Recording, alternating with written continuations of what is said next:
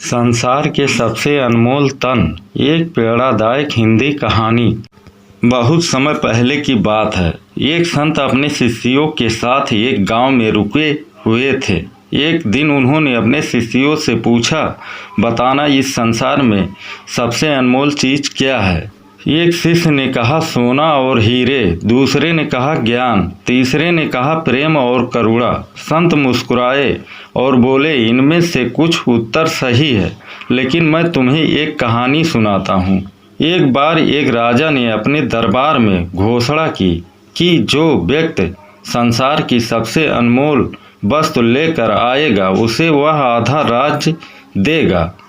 लोग दूर दूर से आए, कोई हीरे मोती लाया, कोई पुरानी पोथियाँ, कोई अनमोल चित्र, लेकिन राजा किसी से भी संतुष्ट नहीं हुआ। एक दिन एक साधारण किसान आया, अपनी माँ को कंधे पर उठाए हुए। उसके कपड़े मैले थे, पैर गंदे थे, लेकिन उसकी आंखों में आत्मविश्वास था। राजा ने पूछा, तुम क्या लाए हो? किसान बोला, महाराज मैं संसार की सबसे अनमोल चीज लाया हूँ, माँ का तन, माँ की सेवा और उसका आशीर्वाद। राजा चकित रह गया। उसने अपनी माँ को बहुत पहले वृद्धाश्रम भेज दिया था।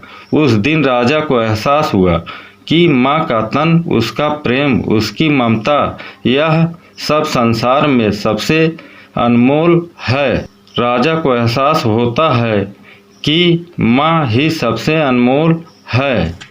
संत ने शिष्यों से कहा, जिस तन में ममता हो, सेवा हो, त्याग हो, वही संसार का सबसे अनमोल तन है। माँ का तन, बुजुर्गों का तन, और वह शरीर जो दूसरों के लिए जिए, उससे बढ़कर कुछ भी नहीं है।